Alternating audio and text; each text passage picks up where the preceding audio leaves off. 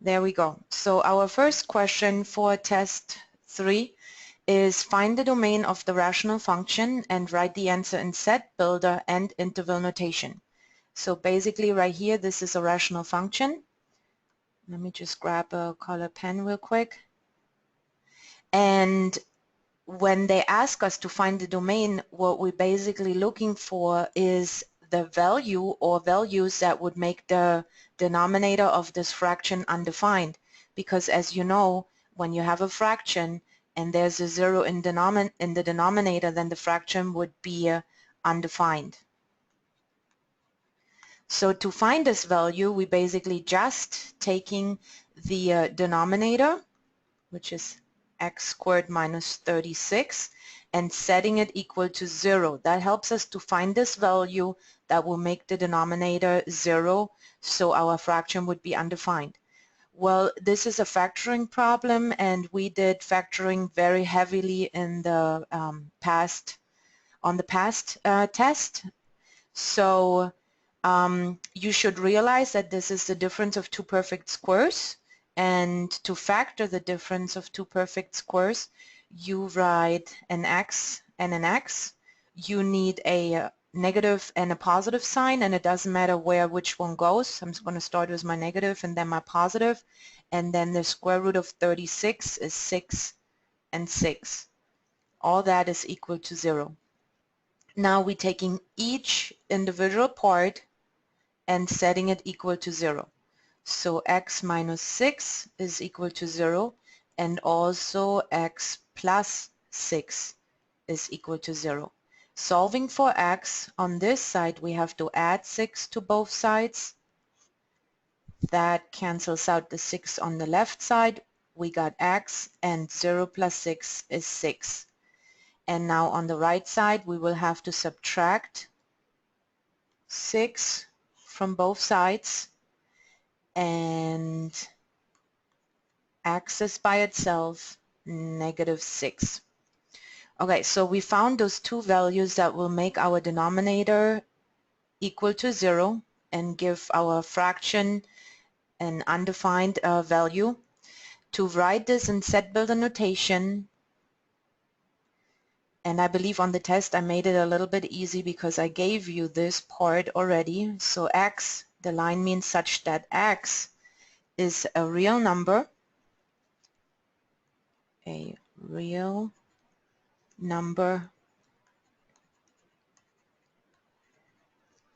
and so now the two values are going to go there that make the denominator undefined. So x cannot be equal to negative 6, and x cannot be equal to 6. Okay, so this would be set builder notation, and now in interval notation, basically on the number line, if you have a number line, and those two values would be on there. So let's assume here is negative 6, and in the middle we have 0, and then on the right side we have positive 6. So these two values are not included in our solution. And in interval notation, we're basically reading the graph from the left. So this is our negative, and this is our positive. And we're starting at negative infinity. And basically the dark shading, I didn't use a different color, but I hope you can see, starts at negative infinity and it goes all the way up to negative 6, but negative 6 is not included, so we're using parentheses, and then we're using the union symbol. And then it starts again at negative 6, but negative 6 is not included, so parentheses, it goes all the way to 6, but 6 is not included, and then we have the union. So now it starts at 6 again, 6 is not included, so parentheses, and it goes all the way to positive infinity. So that would be an interval notation. I see somebody raised their hand, so let me just check my chat box real quick.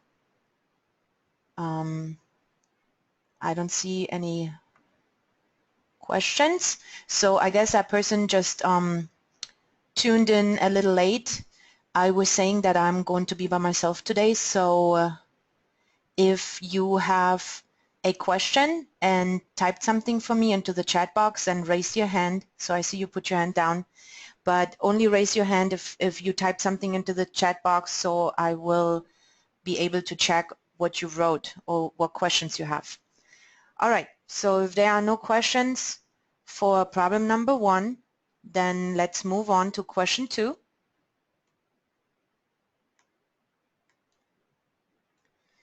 And question 2 says, evaluate the rational equation for the given value. Okay, so we have f of x equals x minus 5 over 2x plus 6, and the given value would be f of negative 1. So usually you see you have f of x. So now when you have a negative 1 in place of the x, that means nothing else that the x value is equal to negative 1. So we're going to use our function and plugging in a negative 1 for every x value in this function. So negative 1 minus 5 over 2 times negative 1 and then plus 6. I know this is a different way of writing it. Now we're not using y anymore. All this is from back in the days, the value y. Now we're using a more fancy notation, calling it f of x, but we do not have to solve the left side. It stays like that. It just reminds us that we plugged in negative 1 for x. So the only thing we have to do is solving the right side of this function. So negative 1 minus 5 gives me negative 6, and then 2 times negative 1 would be negative 2 plus 6. And now we can keep on simplifying the bottom. So negative 2 plus 6 is 4. And we can reduce this fraction even more because the numerator and the denominator are both divisible by 2. So dividing both by 2, we get negative 3 over 2. And that should be our answer for this question. All right, I give you guys a few seconds to see if you have questions on evaluating rational equations. Okay, nobody's raising their hand. Let's move on. Question number 3. So this one says, simplify the rational expression. Okay, so if I'm looking at these two parts separately, right away I feel like trying to factor it. So I'm going to try to factor the numerator, and I'm using the method of pulling out the greatest common factor.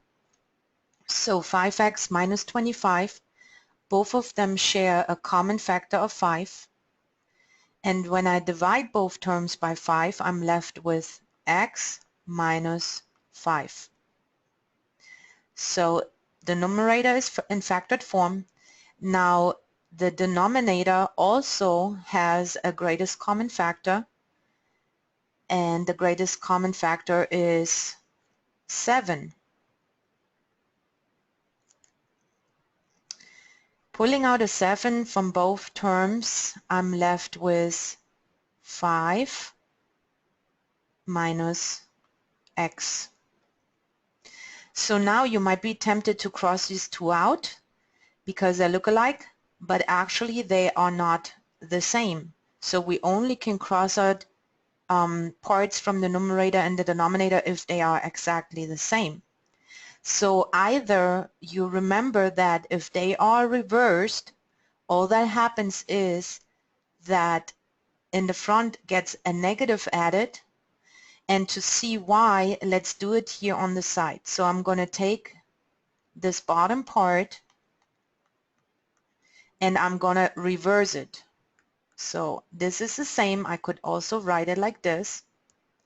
And now I can pull out a negative. That gives me x minus 5.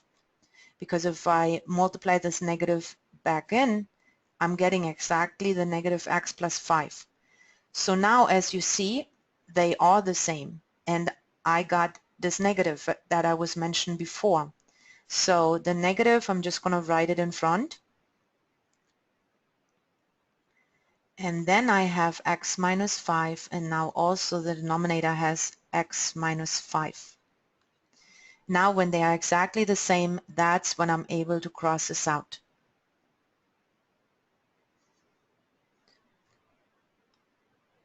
Okay, I guess it makes sense. If there are no questions, then I'm going to move on to the next one. So remember, you can only cross out common terms if they are exactly the same. If they are not, then you have to try to manipulate them like I did over here to make them exactly the same. Okay, so question number 4. Divide the rational expression. In this case, especially when we have a division sign, and basically you can see these as two fractions, we have a method that we can use, and that is called keep the first one, change the sign to multiplication, and flip the second fraction. So I'm going to do just that, and I'm keeping the first fraction. I am changing the sign to multiplication, and then I am going to flip the second fraction. And we do that because we have no idea how to actually divide fractions, but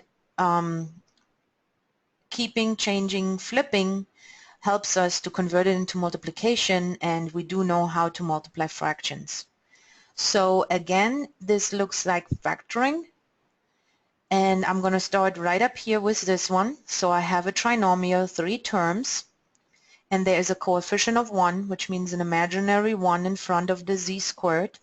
So I can use what I call my Colombian method, because a friend of mine from Colombia has taught me this method, and I really like it because it 100% gives me the correct answer. So with this method, I am writing my 2 empty sets of parentheses. Then I'm going to square root this first term, so I get a z and a z. I'm going to bring down my first sign, which is a plus, and then I'm multiplying the 2 signs together to give me the second sign. So a positive times a positive is also a positive. And now I'm going to find the factors of this last number. If I have the same signs in here, same signs, then the factors must add to give me the middle number. So in this case, 4. The only 2 factors of 4 that will add to give me 4 are 2 and 2. Well, if they are not the same, usually I am supposed to write the greater of those 2 factors first, and then I don't have to worry about the signs. But in this case, because these factors are the same, it doesn't matter. So I'm done factoring the first part, moving on to the denominator. So I got z squared minus 25. These are 2 terms, and both of them are perfect squares. So I can use the difference of 2 squares to factor this. We did that in the previous problem, so we write our empty set. We split the z into z and z. We split the 25. Basically, we take the square root of 25, which is 5 and 5, and then we just need a positive and a negative, or a negative and a positive, doesn't matter. Just opposite signs. And we're done with that. Now let's move on to the numerator of the second fraction. So we have z squared plus 5z, and what I see is that the only thing I can do, pulling out the greatest common factor.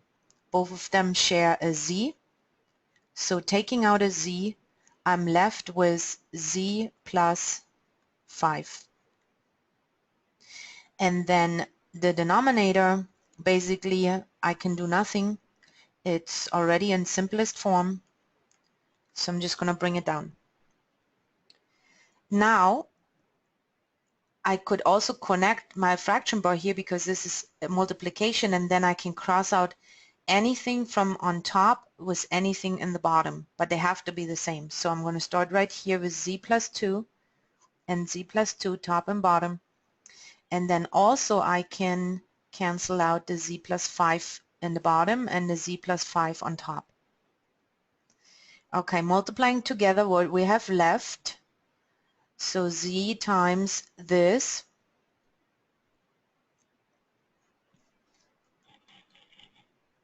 z plus 2,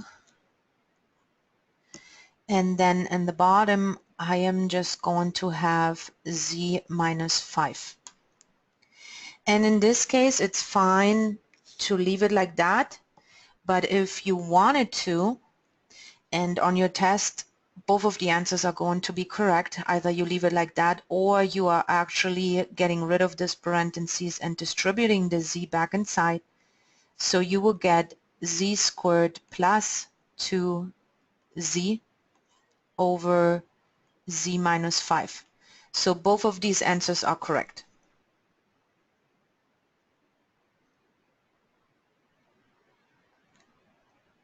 Okay, let me know if there are questions. Then let's go to the next one, which is question number 5, and it says add or subtract the rational expression. Okay, so right here now we are moving on to subtracting and adding rational expressions, and the same like with fractions, you need the same common denominator.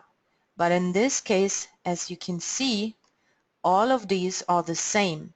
So when they are the same, we can just add or subtract together the numerators. But in this case, they are not like terms, so we are just going to write them next to each other. But now all of them have the same denominator, which was m minus 6. To see if we can simplify even further, I noticed that the numerator might be a factoring problem. So let's try to factor this. This is a trinomial with a coefficient of 1. So there's the imaginary 1. I'm using my Colombian method.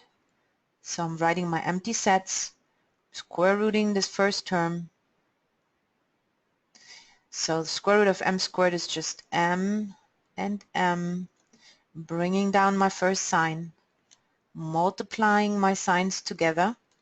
So negative times positive is a negative to give me the second sign, and then finding the factors of the last number, so 24. Remember, same signs, you have to add, different signs, subtract to give you the middle term, and in this case 10. So you don't need to use any signs, just plain numbers if you're following those rules.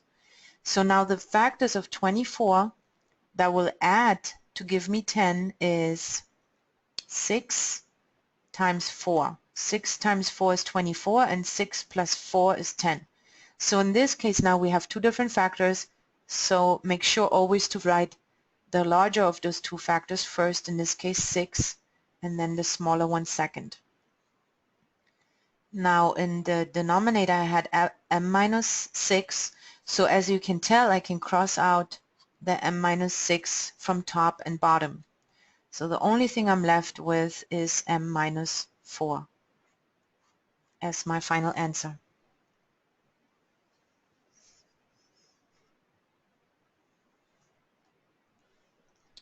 Okay. Moving on to the next question, question number 6. This one says perform the indicated operation and simplify if possible. So we are still dealing with adding and subtracting of rational expressions, but in this case we do not have the same common denominator.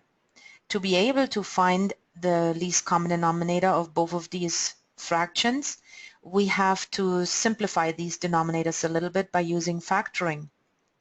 So let me factor the first one, the x squared minus 16.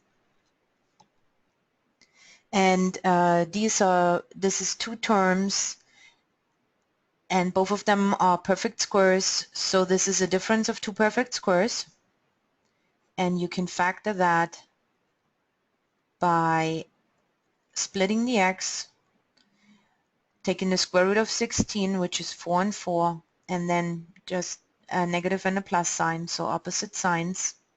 So we're done with that, and let's see our second fraction.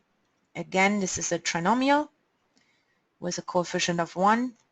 So my favorite method, square rooting the first term, I get an x and an x, bringing down the first sign, a plus, multiplying the signs together, also a plus, finding the factors of 4, same signs, that will add to give me the middle number, which is 5.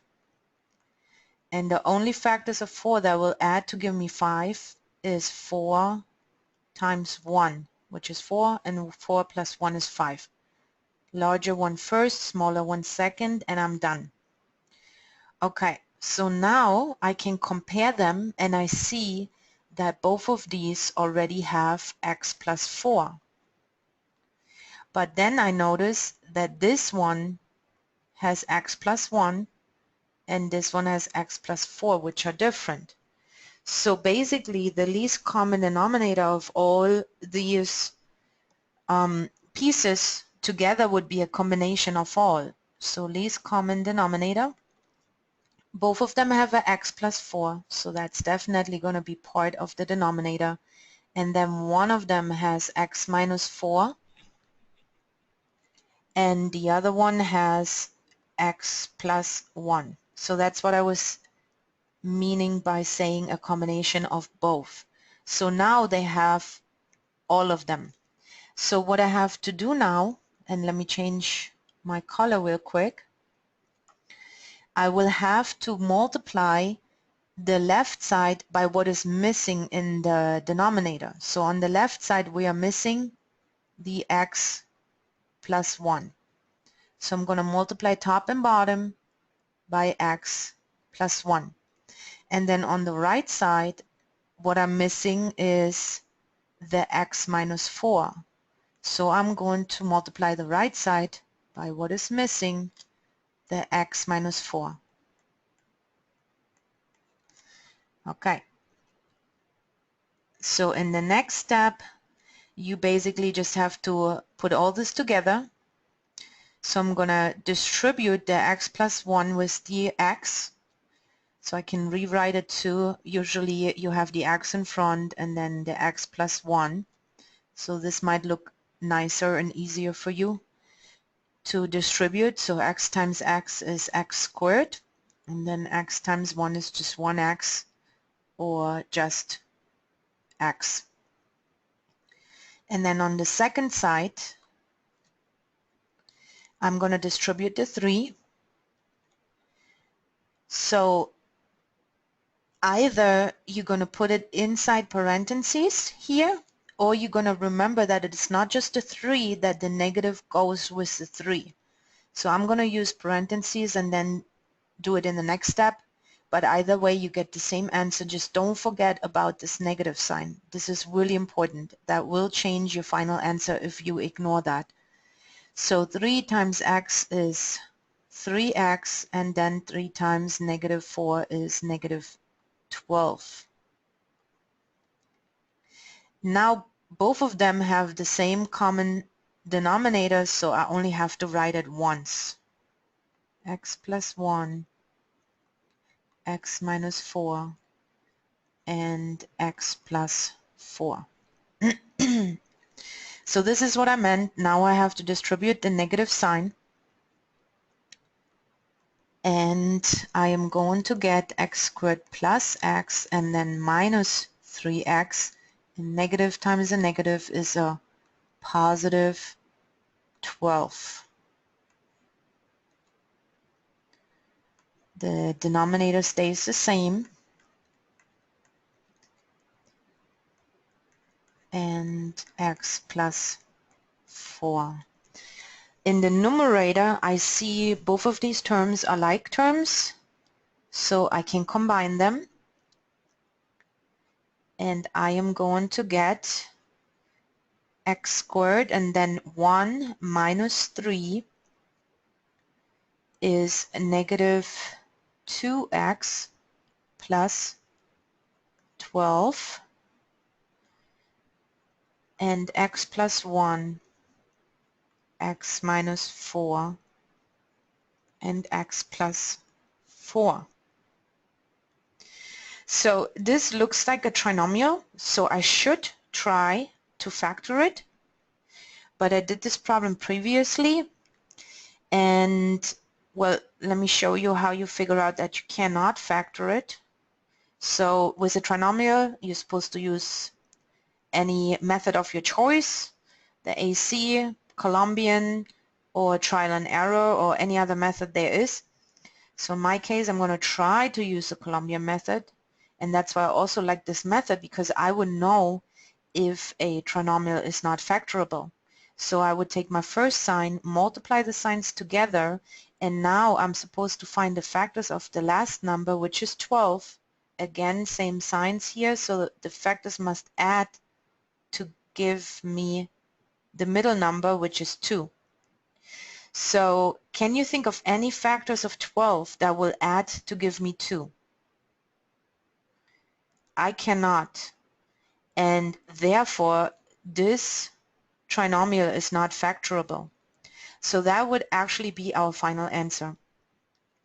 And in on your review online or on your test, you do not need to FOIL the denominator back together. It is fine to leave it like that in the binomial version.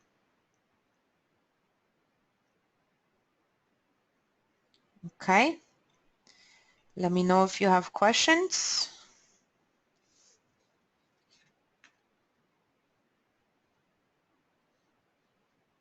No hands up, so let's move on to number 7. And number 7 says simplify the complex fraction. So I guess on this test we're dealing a lot with fractions, but it's not too scary if you know what to do, if you have a good method. So if you have a complex fraction, the method that I prefer is to eliminate those fractions in between. So what you have, or clear the fractions, what you have to do is find the least common denominator of those individual fractions, and in this case, because both of them have the same denominator, the least common denominator would just be that which is x. So what we're going to do is, let me change my color again. We're going to multiply each part, and I hope you can see that there are 4 parts, right here, here, here, and here. So each part by the least common denominator. So we're going to multiply the 8 times the x, the 7 over x by x, the 64 x by x, and the 49 over x also by x. Now we multiply all this back together, and if we did it correctly, we should have gotten rid of those complex fractions and just have a simple fraction. So 8 times x is just 8x, and then over here, trying to multiply this, I can put this over 1, and if you're familiar with cross-canceling fractions, you should notice that the x in the denominator and the x in the numerator cancel each other out, so all I'm left with is just 7. In the bottom, I have x times 64x, and I'm getting 64x squared. And then over here, the same happens like on top. The x in the bottom and the x on top cancel out, so we are left with just 49. Again, we always need to check if we can simplify even further, and if I'm looking at this bottom part, I'm thinking about factoring again, and I see the difference of 2 perfect squares, because 64 is a perfect square and 49, so I'm going to use that method. So numerator stays the same, but then in the bottom factoring the difference of two squares. So the square root of this first term is 8x, then the square root of 49 is 7 and 7, and I just need opposite signs. So now I can actually cross out the 8x plus 7 on top and the 8x plus 7 in the bottom. So on top I'm not left with a 0, I'm actually left with a 1. And then my denominator is 8x minus 7. So that is my simplified form of this complex fraction. The steps are usually the same. The only thing that might change is the fraction and the numbers. So try to study the steps rather than memorizing how to solve this particular problem. Okay, so let's move on. Question number 8. And question number 8 says solve the rational equation and check your solution or solutions. Sometimes you have multiple solutions depending on the problem. So let's see what we got here. We got 29 over x equals 6 minus 1 over x. So we can also use the method of clearing the fraction by multiplying everything, every single term, by the least common denominator. In this case, because both of the denominators are the same, our least common denominator would be x. So we're going to multiply each term, like we did in the previous problem, by the least common denominator. So the 29 times x, the 6 times x, and the 1 over x times x. Rewriting the problem by multiplying everything together. Again, as you can tell, the numerator and the denominator are canceling out, and we are left with 29. Then over here, nothing to cancel out, so we're actually multiplying 6x together. And then the last part, also the numerator and the denominator cancel each other out, and we are left with minus 1. So now there are no more fractions, and this is basically just solving an equation for x. You should be able to know what to do. So getting x by itself, I'm going to start by adding 1 to both sides. And this gives me 30 equal to 6x. And then dividing both sides by 6. This leaves me with 5 equals x, or just reversing it, x equals 5. Okay, so with these types of problems, and especially when it says check, that should be a hint that you may have extraneous answers that does not work out and do not give you a correct answer. So you should go back and try to plug in your answer into the original equation to see if you get a true statement. So taking the original equation and plugging in 5 for x, I'm getting 29 over 5 equals 6 minus 1 over 5. So I'm not supposed to move nothing around. I'm going to have to solve each side separately. So the 29 over 5, I cannot simplify that any further, and I don't feel like converting it into a mixed number or decimal, so I'm just going to leave it like that. And over here I'm going to subtract these two.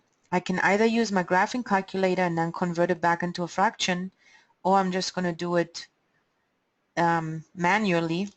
So if I do it manually, I need the same common denominator, which in this case is 5, so I'm going to multiply top and bottom by 5. That gives me 30 over 5. It's not 51, it's 5 times 1. Okay, and then minus 1 over 5. Now 29 over 5 stays the same, and on the right side you can actually subtract the numerators. Now I also get 29 over 5. So this checks out. This is a true statement, which means that x actually equals 5, and 5 is a solution to this equation. If you happen to come up in a problem where you don't get a true statement at this step when you're checking, then you have no solution, even though you got a value. But if it doesn't check out, your answer should be no solution.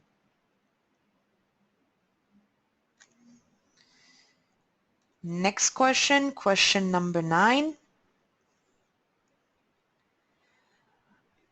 Okay, I also wanted to mention, if you don't feel comfortable asking questions meanwhile we're recording, I will, after I stop the recording at the end of this session, I will stay on a little bit longer. If you have any questions, then I also be able to answer your question privately without other people listen to it. Okay, so if you have questions, make sure you write them down if you don't want to share them with the group, and ask me after the study session. All right, so question number 9. It says solve the rational equation and check your solution or solutions. So basically this one is similar to the previous one, so we're going to use the same method.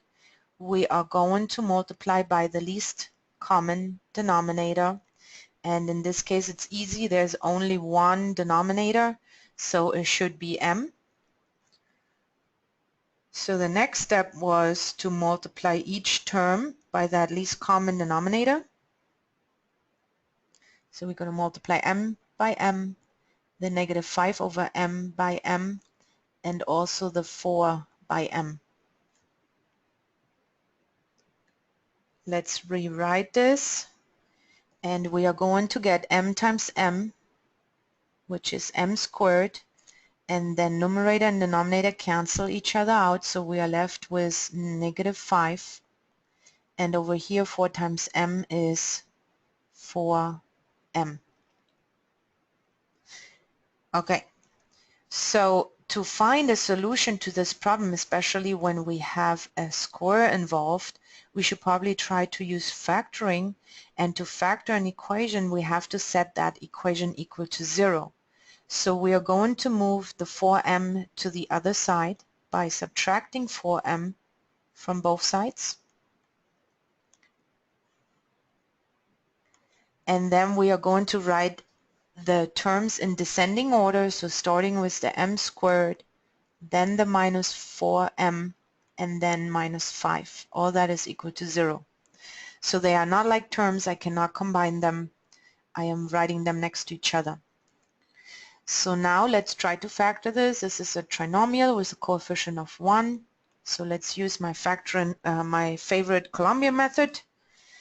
We are square rooting the first term, which gives us an m and an m. Then we're going to bring down the first sign, which is a negative, and now finally I'm going to show you guys what happens when there are different signs, because a negative times a negative is a positive. So we find the factors of this last number without signs of 5, and now those two factors, because here are different signs, those two factors have to subtract. Different signs you subtract to give you the middle number, in this case 4. So the factors of 5 that will subtract to give me 4 is 5 minus 1. The larger of the two factors first, and I don't have to worry about my signs. 100% they will always work out. So now I'm going to set each individual part equal to 0 to find my solutions. M minus 5 is equal to 0, and also m plus 1 is equal to 0. Solving for m, we get, adding 5 to both sides, so m equals 5. And over here subtracting 1 from both sides, so m is equal to negative 1. It says check, so we better do check. Let me make some room here.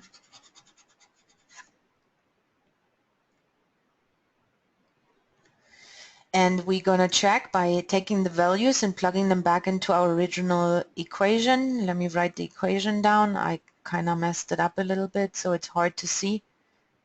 So I believe this was the original equation, and now I'm going to plug in my 5 first. So 5 minus 5 over 5 is equal to 4. 5 over 5 is nothing else than 1 is equal to 4. And 5 minus 1 is 4 is equal to 4. So this checks out. This is a valid solution. And now let's try to plug in negative 1. So negative 1 minus 5 over negative 1 is equal to 4. And then negative 1, we can combine these two signs. So a negative divided by a negative gives me a positive, and that is equal to 4. And then negative 1 plus 5 is 4 is equal to 4. So both of these answers check out, which means negative 1 and 5 are my two solutions. And I believe, just to make sure that you understand, on the review and test, you would have to type them in, separating them with a comma. It doesn't matter in which order. Usually it is preferred, or mathematically is preferred, to write the smaller number first, but it would look something like that. So make sure you read the instructions of every single question. But also I'm going to go through it manually to see if somebody messed up by typing in something that might still be correct. It's really hard to create math questions with an electronic system, so I hope you you can put that aside and still do well. Okay, so if there are no questions on this problem, we move on to 10.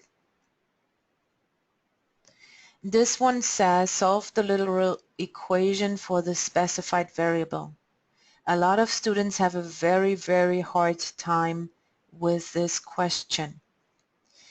I always say just focus on that one particular letter, in this case Q, we're solving for Q, and don't get too caught up with the other letters, just do the steps. So solving for Q. Q is right here. So my first step would be that I'm going to move this other term away from the Q to the other side. I'm going to subtract 1 over P from both sides. Now on this side, it's gone. I'm left with 1 over Q, and on the right side, I'm just writing these two next to each other. Now Q is not in the numerator. So what I'm going to do is I'm going to multiply both sides by Q to get Q in the numerator. On this side it will cancel out. I'm left with 1. And I am not going to distribute it because that would mean that I'm splitting the Q. Then it will happen to be twice here, but I don't need it twice. I only need it once because I'm solving for it. Let me just write this real quick. But what I'm going to do is, because I need Q alone, and right now this is multiplication, I'm going to divide by this on both sides. So I'm going to divide by 1 over F and 1 over P by the whole thing, because the whole thing is multiplied by Q. But I have to do it to both sides. Minus 1 over P. And then on this side, the numerator and the denominator cancel out. So now Q is by itself. But on this side, I have a complex fraction. And if you guys remember what we did when we have complex fractions, we multiply by the least common denominator. And in this case, the least common denominator would be a combination of the both denominators. So my LCD is basically FP or PF. Again, in mathematically right would be in the order of the alphabet. So P, I believe, no, F comes first. Well, I don't know my ABC now.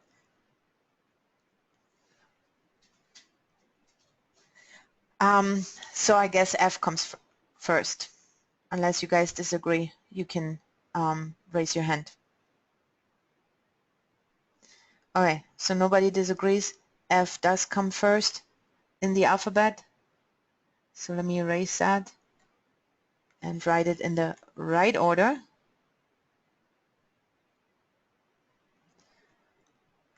So F and then P is our least common denominator. Now we're going to multiply on the left side each part by the least common denominator. So this one by FP, this one by FP, and also the top by FP.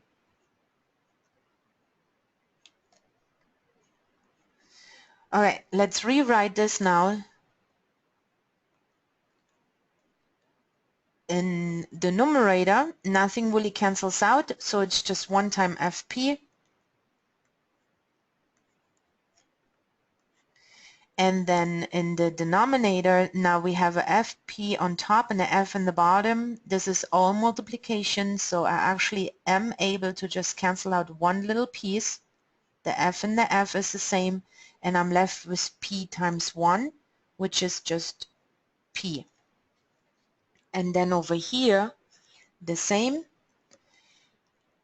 FP, and we have a P in the bottom. We can just cancel out the P because all these are multiplied.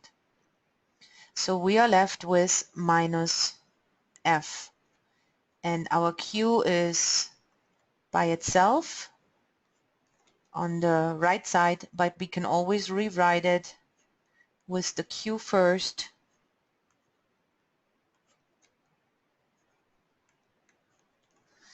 And then what Q is. So this problem had a couple of steps involved, but like I said, the goal is to get Q by itself, and you should apply what you have learned about fractions, about complex fractions, about anything to make it happen that Q is in the numerator and by itself.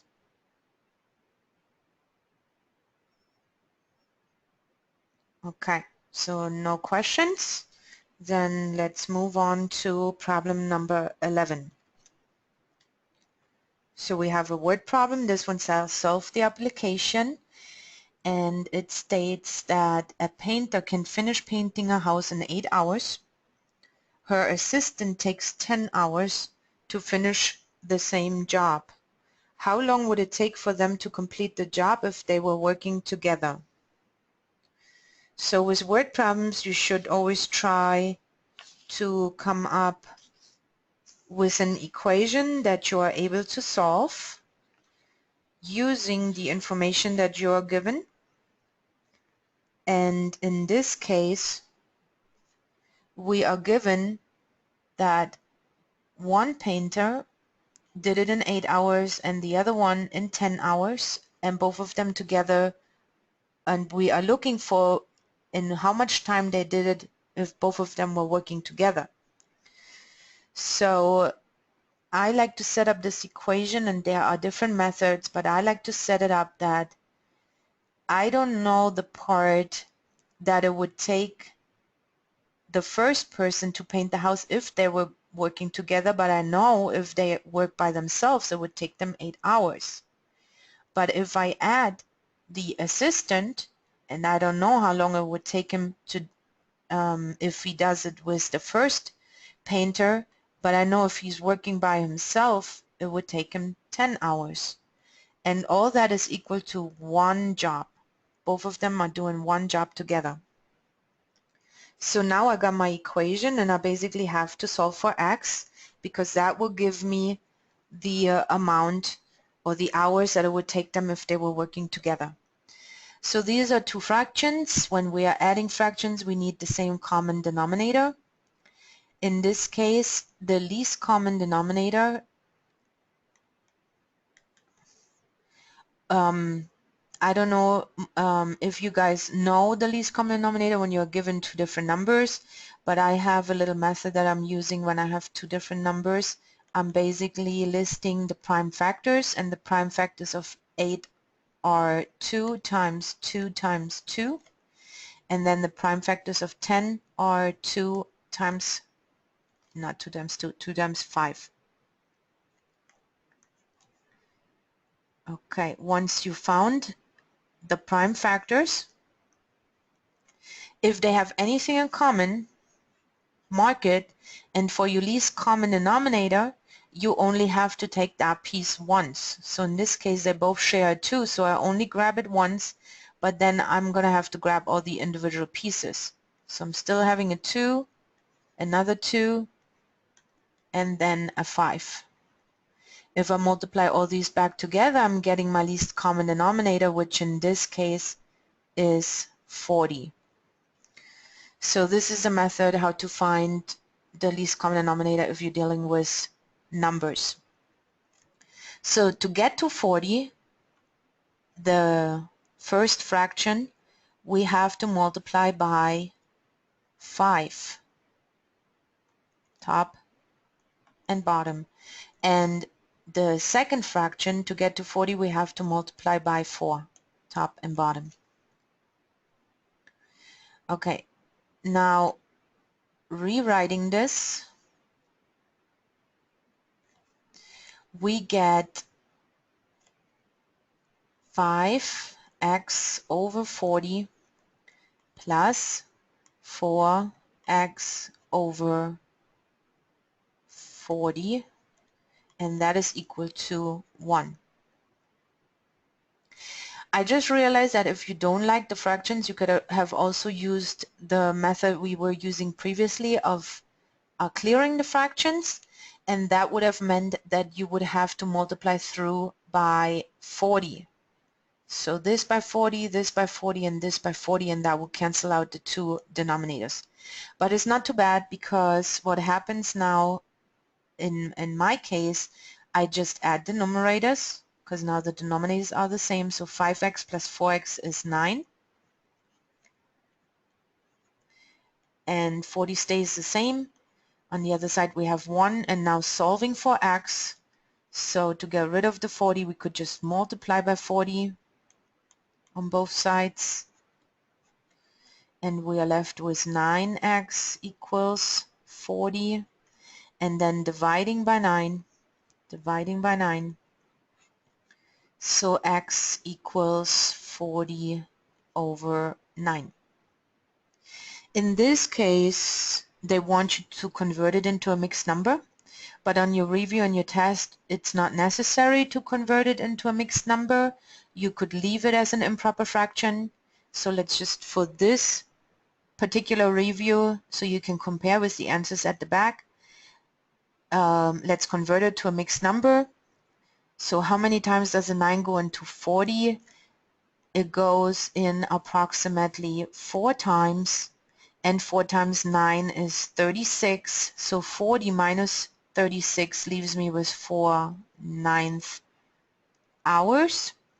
So on the review and the test, you are required to leave it as an improper fraction, but then they also want you to convert it into a decimal and round it to give an approximation, because nobody really knows what means 4 and 4/9 of an hour. But if you would convert that into a decimal, I don't have my calculator. Okay, we can use the calculator I have on the computer. So if you convert it, you basically just do the division, 40 divided by 9, or help me guys, do 40 divided by 9 and tell me what that is, and round to one decimal place. Then I don't have to switch programs.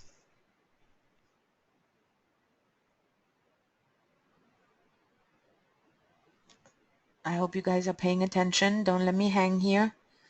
So what is 40 divided by 9? Didn't bring a calculator today. I can do it long division, but that would take a little long.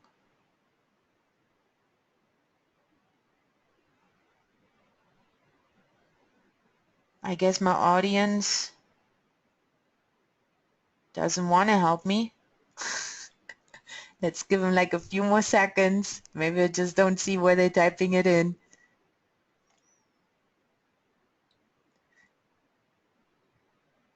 If you want to help me, just raise your hand and then type the answer. Okay, I see. Now I have some participants here. Okay, we got 4.4. Does anybody else has 4.4? So I'm going to write 4.4 if nobody is complaining.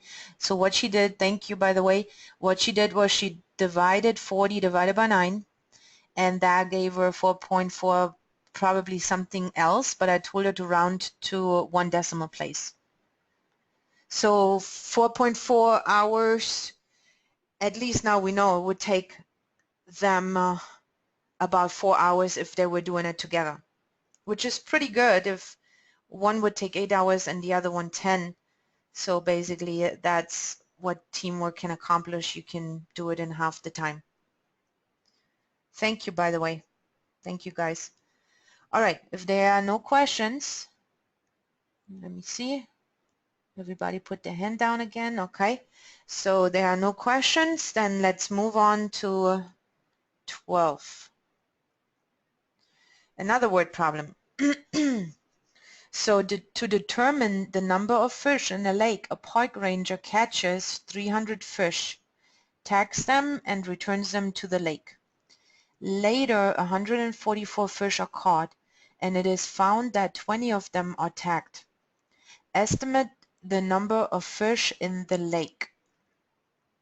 Okay, I noticed I have 3 values here, 300, 144, and 20.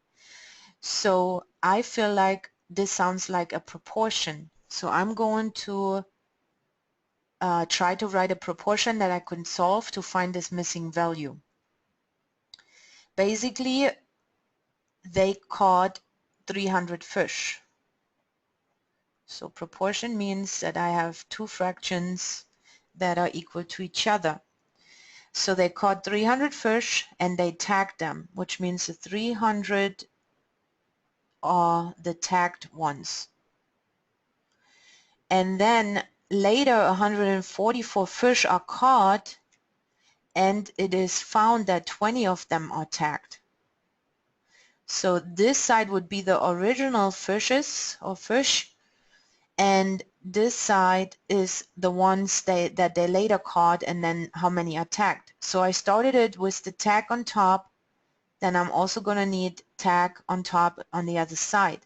So I know that the 20 goes here. Then because the 144 is part of the fish that they caught later on, so that goes on this side, which means I got only one spot left to put my X. I set up my proportion, and now I'm able to use cross multiplication to solve this proportion. So 300 times 144, oops, 144.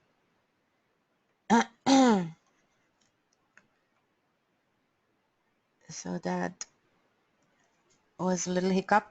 Here we go. 144 is equal to 20 times X. And now I'm solving for X, so I can do 300 times 144. Okay, let's see if this time we can get the audience to do it a little bit quicker. So what is 300 times 144?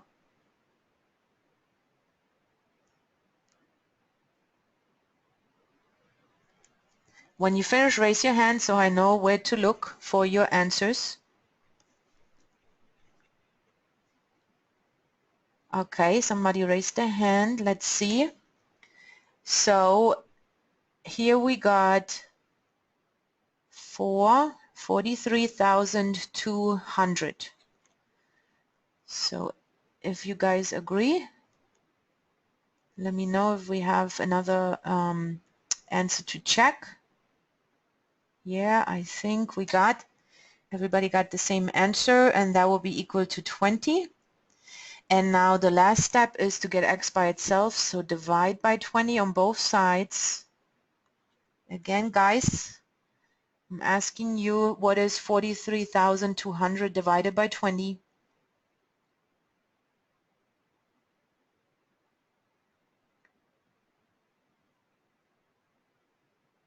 Okay, a hand went up. Very nice. Let me see what this person put. Okay, I got 2,160.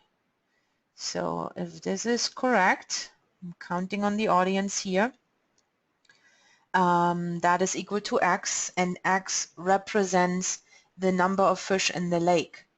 So we have approximately, based on our proportion, 2,160 fish in the lake. That's a lot of fish. So you better catch one at least. Okay, so if there are no questions pertaining this problem, all hands are down, then let's move on to question number 13. Thanks again for your quick response. That helps a lot. Usually Professor Forsyth is the one with the calculator, so obviously I messed up today. Moving on to question 13. Simplify the radical expression. So we have the cube root of negative 343. First of all, we should pay attention whenever we have a negative number under the root.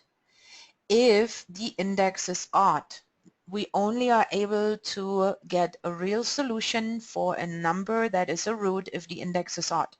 So we good. We can attempt to solve this problem.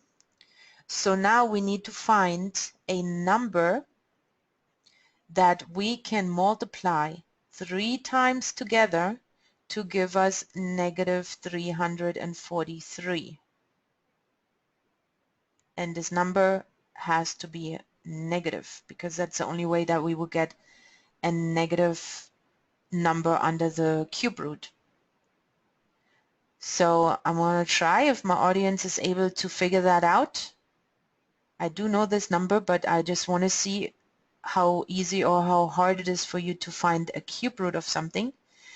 You could use your calculator to find this answer if you know what is the button for cube root, because that's a different one than the one for square root. So let's see. Let's give him a few seconds because I know it's a little bit difficult to find that option on the calculator.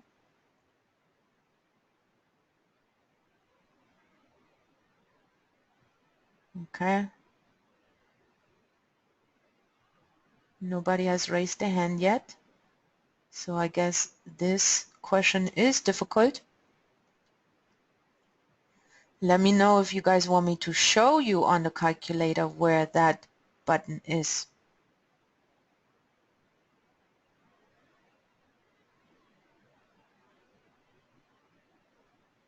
Okay, also no response.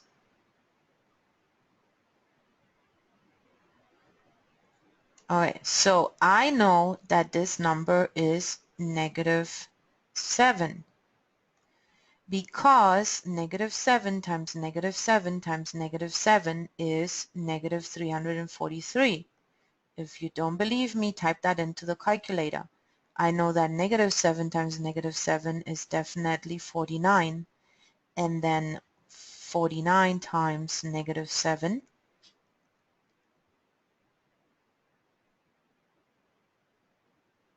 should equal negative 343.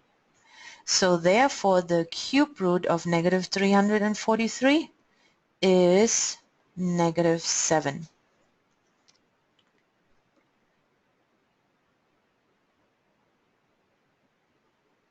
Okay.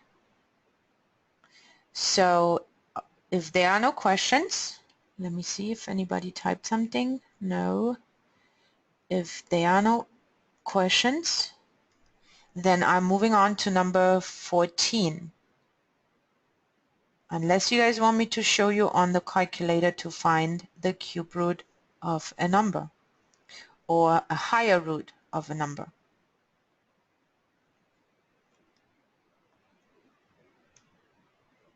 Okay, nobody? Then let's move on to number 14. This one says convert the number to scientific notation. So we are given a number and we have to write it into scientific notation. Usually a lot of professors, if you have taken a math class before, are trying to tell you guys about moving to the left is negative and right is positive or something like that. That is very confusing to me. The way that I remember, if the exponent of the 10 is positive or negative, is by asking myself, is this a big number? Is this something that I would like on my bank account? Yes, of course. So if it's something that I like to have on my bank account because it's a big number, then the exponent should be positive. And if it's something really small like 0.0000 something that I don't want to have on my bank account, then that should have a negative exponent. So let's show what I mean by that. First of all, the rule is that you only have one number in front of the decimal. So having one number, the decimal goes right here, and then putting the rest of the numbers. Do not put the zeros, only numbers. So that will be 2.2. And I mean by that, for example, if you have 202, then this 0 should still count. So you should go with your decimal until there's no more numbers and the rest is 0, then you just stop. So in this case, meaning only one number outside will be 202. But this is just on the side example. So in our case, so one number outside, 2.2, and then times 10. So now I have to decide if it's a positive or negative exponent, and in this case, big number, something I want on my bank account, so it's a positive exponent, but then by how many? So right now the decimal would be here, and I decided one number outside and needs to move here, and I'm moving 1, 2, 3, 4, 5, 6. So positive exponent, positive 6.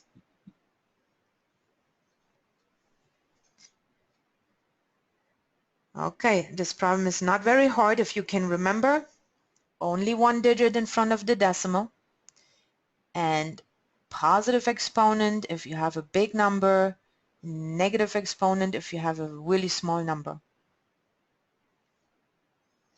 Moving on to question 15. Okay, question 15 says use radical notation to evaluate the expression and simplify if possible. So we have negative 64 raised to 4/3. First of all, let's write it into radical notation, which means that the denominator of this exponent becomes the index right there. And then negative 64 raised to the 4th power. Okay. So now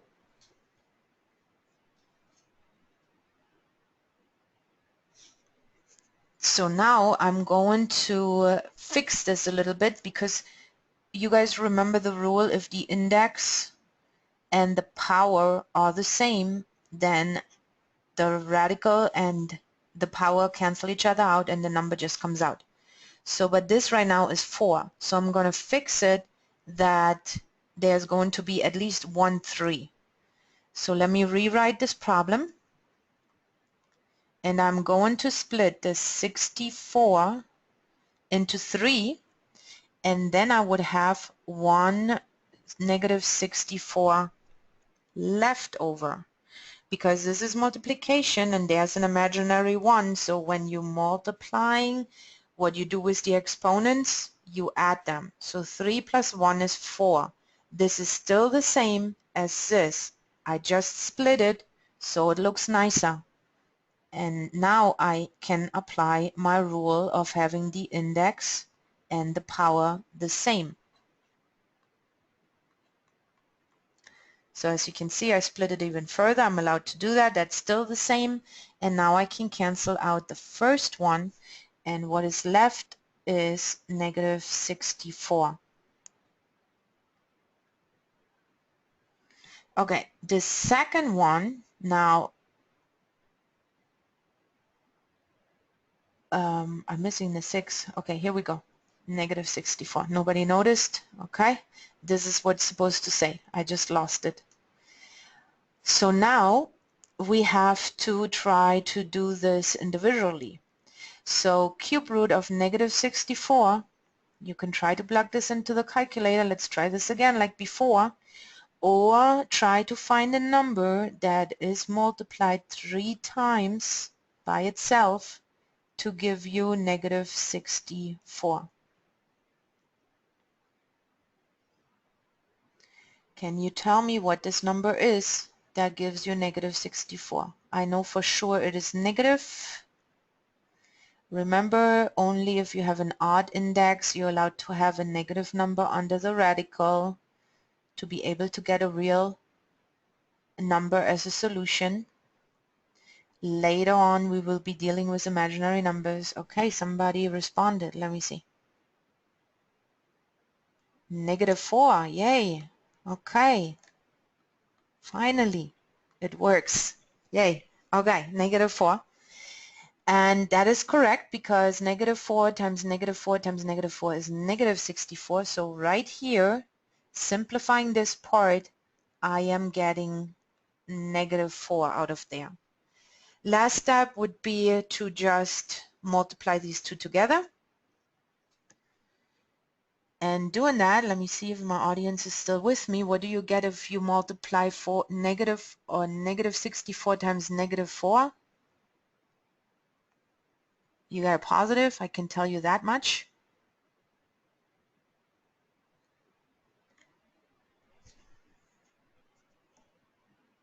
And that is,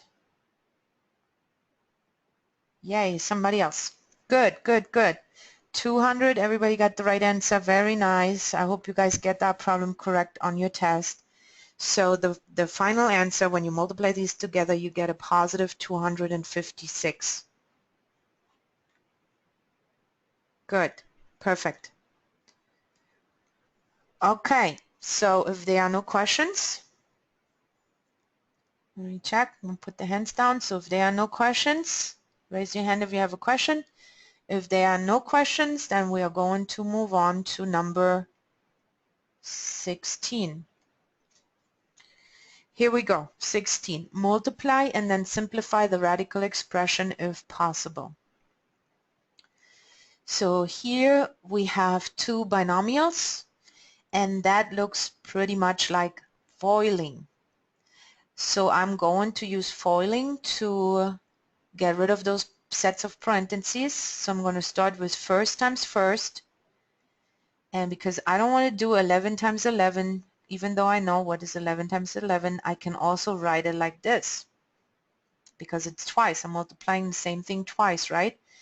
And then the first times the last, I get 5 with square root of 11. I cannot combine them, but they are multiplied. Then the second times the first, I get plus 5 square root 11. And then second times last, I get negative 25. So now you see these are exact opposites. They cancel each other out. It's 0. And then over here, even if you don't see it, but it has an index of 2, that is given. If you're dealing with square roots, they have an index of 2, and now you might see that the index and the power cancel each other out, so I'm left with just 11. You could have done the square root of 11 times the square root of 11 and could have gotten 121 and then just take the square root, which is 11. You could have done that, but sometimes you might happen with a number that you don't know on the top of your head what that number is. So this method might be easier knowing that it cancels each other out and you're just left with that very same number from the beginning. So 11 minus 25, our final answer should be negative 14.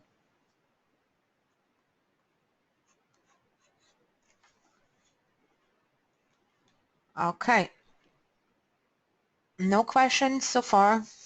I'm going to 17. I think we are going to be able to finish before 2 hours. So 17 says rationalize the denominator and simplify. Rationalizing the denominator means that in our final answer we are not allowed to have any more square roots or any type of roots in the denominator of the fraction. To do that, we're using the method of rationalizing, and that means we're multiplying top and bottom by the conjugate of the denominator. The conjugate is nothing else than the opposite, so the only thing that changes is the sign and the numbers stay the same. We have to do that to top and bottom to keep the value of the fraction the same. But now what should happen is that we are eliminating the square root in the denominator. So let's first simplify the top by distributing the 5. 5 times 8 is 40, and 5 times square root of 10 is just 5 with the square root of 10. And now the denominator, so 8 times 8 is 64. We use foiling. 8 times positive square root of 10 is 8 with the square root of 10. Then second times first is negative 8 with the square root of 10, and negative 10 times a positive 10. So I can do the same thing like I did before. And then I know that this and this cancel out, so it's just negative 10. The middle term, their opposites cancel out. So all I got, let me just copy down my numerator. All I got in the denominator is a 64 and minus 10. Rationalizing the denominator and multiplying by the conjugate will always give you this and just this. So if you wanted to use a shortcut, just skip the two middle terms because you know they are going to cancel each other out. But if you're not sure of what you're doing, just make sure you write it out to see that there's no mistake. Alright, but anyway, we are not done because we can simplify even further in the denominator because we can solve 64 minus 10. So our final answer should be 40 plus 5 square root of 10 over 54. So this is a good answer. Sometimes you might have to simplify further, but that only happens if these three numbers share a common factor. But in this case, they do not share a common factor, so leaving that as is totally okay as an answer for this problem. In your review and on your test, you are going to have this problem in this version that it says your answer has to be written in the form a plus square root of b over c, and then you are going to type in what your a is. So in your case, a is 40. What is your b? And there's a little note that's saying if you have something outside the square root, put it with a comma. So your b would be 5, comma 10, and then your c in this case is 54. So just making sure that you guys have no questions on the review or test of how to type in answers and getting full points. There's no time to lose any points. Okay, moving on to question 18, which says solve the radical equation and check your solutions. So that implies that it could have one, but it could have more than one. So let's see. And solving this, the first step would be getting the radical all by itself. Here's the radical. So first step, let's get it all by itself by moving the 6 over to the other side. So let's add 6 to both sides. And we are left with the cube root of 5x plus 2 is equal to positive 3. Now the radical is by itself, and we can apply the squaring or cubing or whatever the index is by both sides to get rid of this radical. So in this case the index is 3, so we're going to cube both sides.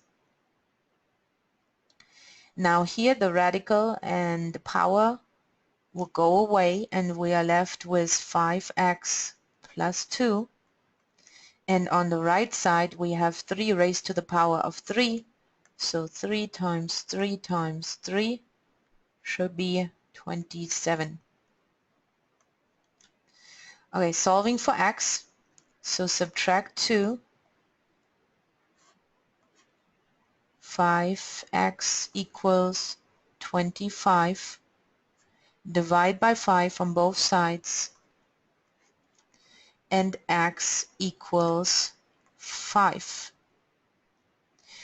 So because it says check, we should check. Then this is another problem where you could have an extraneous answer which is not a valid solution.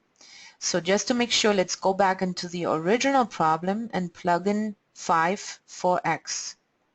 So the cube root of 5 times x, in this case 5, plus 2 minus 6 is equal to negative 3.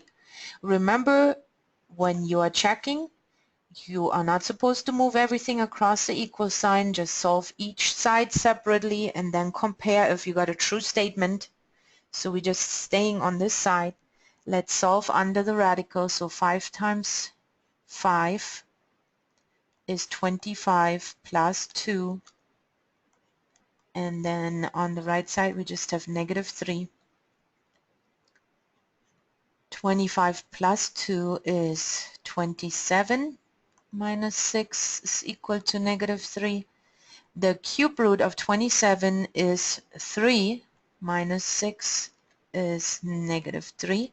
And 3 minus 6 is negative 3, which is equal to negative 3. So I get a true statement, which means this solution is valid.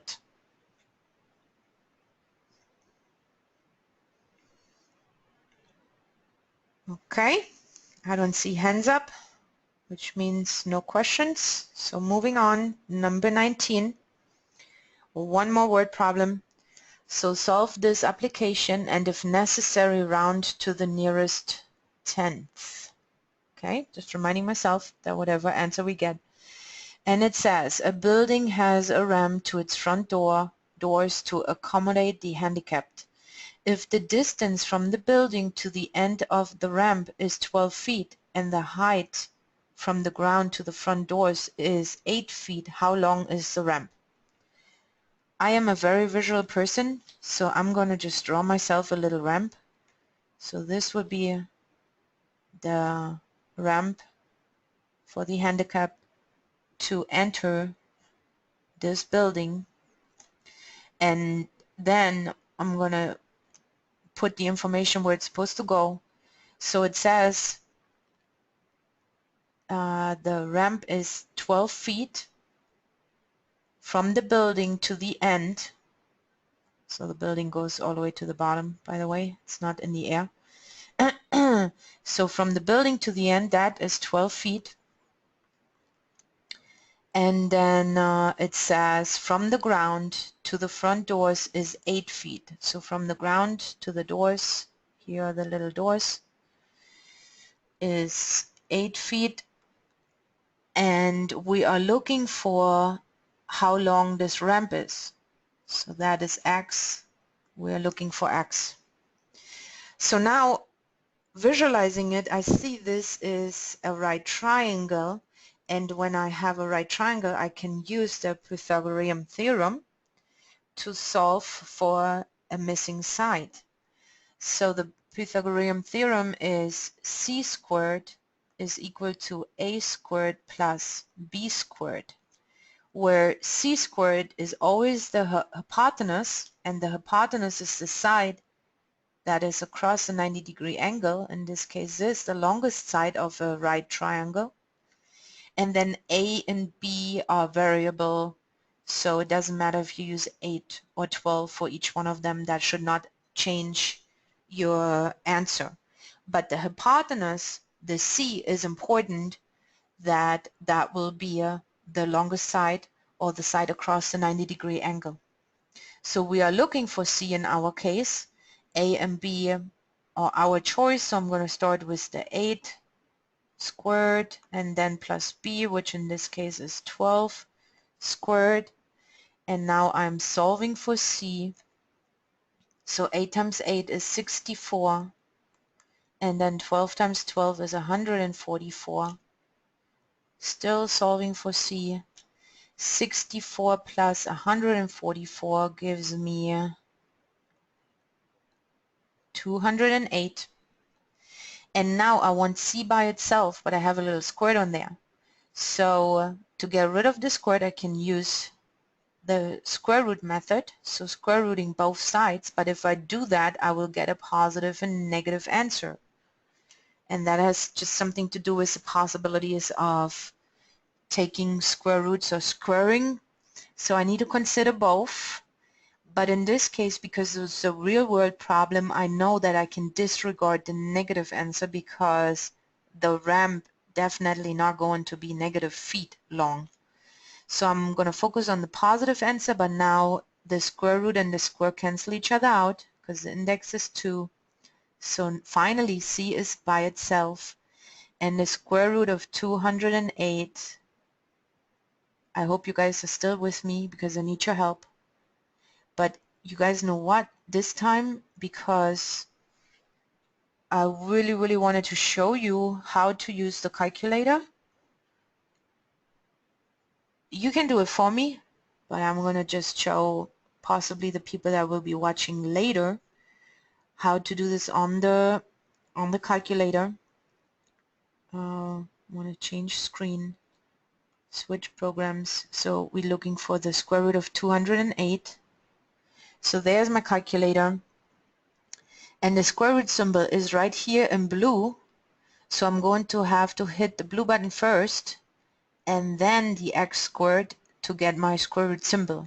And then I can type in 208. I don't really need to close it if I don't have any other operations. The parentheses, it will still give me a valid answer. I only need to close it if I got more stuff that I want to calculate in one step. But here we have 14.42 and so forth. It said round to the nearest tenth, so that means 1 decimal place, and this 2 tells me that 4 stays the same, so our answer should be 14.4. Before I go back, I'm just going to show you guys real quick where is the cube root.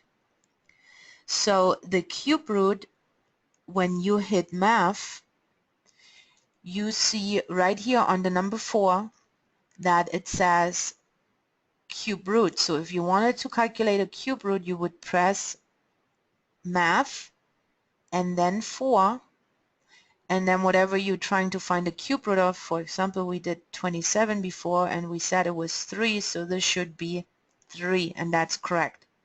If you have a higher root, you should type the index first. So let's say we are dealing with a 4th root.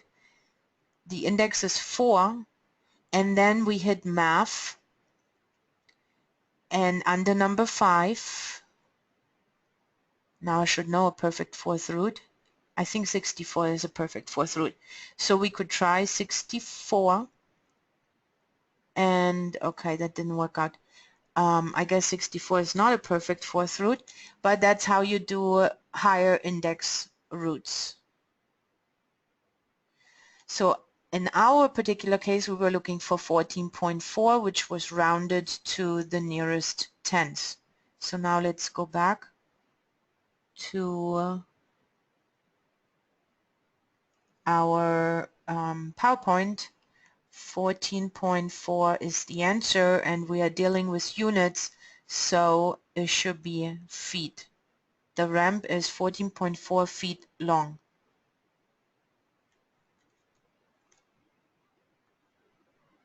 $14.4, yes, somebody did go and find the answer. Thank you.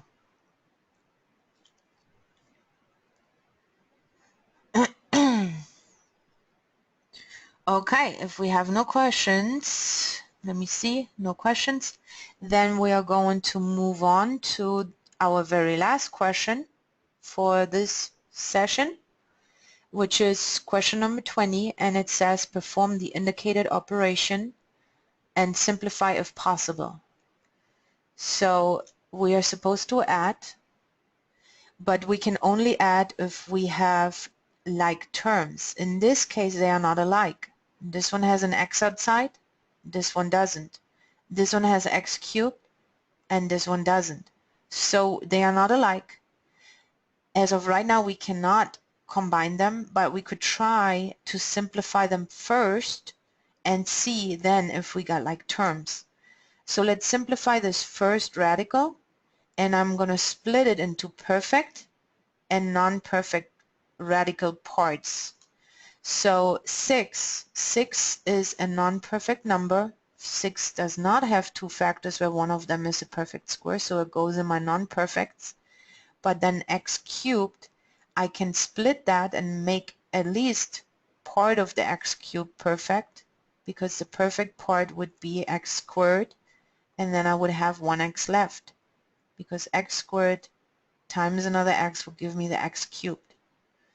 Then my second part, I can also split that into perfect and non-perfect square roots in this case. And in this case, the 54 does have a factor which is a perfect square, because 9, and 9 times 6 is 54. So I split it into perfect and non-perfect. And then the x, which has an imaginary exponent of 1, that is non-perfect because the index is 2 and the power needs to be divisible by 2, but in this case it's less than 2, so definitely not perfect. And now I'm finished separating, and I can take the actual perfect square roots. So the square root of x squared is x, and then I have my non-perfect, which is 6x, and here I had already an x outside, so that comes down, and then I can take the square root of 9, that was my perfect, so 9, because this is multiplication, so whatever comes out also needs to be multiplied, and I'm left with my non-perfect part, which is 6x. Okay, I'm just going to rewrite it real quick, because mathematically the number should go first and then the variable. So a lot of math people have like OCD, and it just, doesn't look right. So now it looks right, and now they are like terms because they have the same variables outside, x and x. They have the same radicals, which are square roots, and they have the same radicand, which is 6x. So we good. Now we finally can combine these two. They are like terms. Here is an imaginary 1. So all we do is we just add the coefficients. So 1 plus 9. Oops. Why nobody is stopping me? Nobody is having the hand up. Yeah, there's a hand. Okay, let me see what she says because I made a mistake.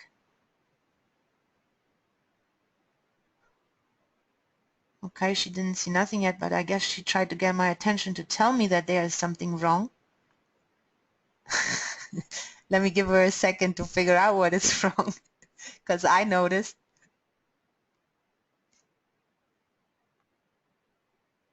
Yes, yes, you're right. Right here, the square root of 9 is not 9. The square root of 9 is 3. So on the last question I needed to mess up. Man, that's what I get if Professor Forsyth is not here to let me know. Okay, so square root of 9 is 3, so there should have been a 3, and now we're adding 1 plus 3, which is 4, and the rest stays all the same. So thank you for noticing. You saved my life, because I would have gotten a lot of emails. Okay, so 4x square root of 6x is the final answer for question number 20.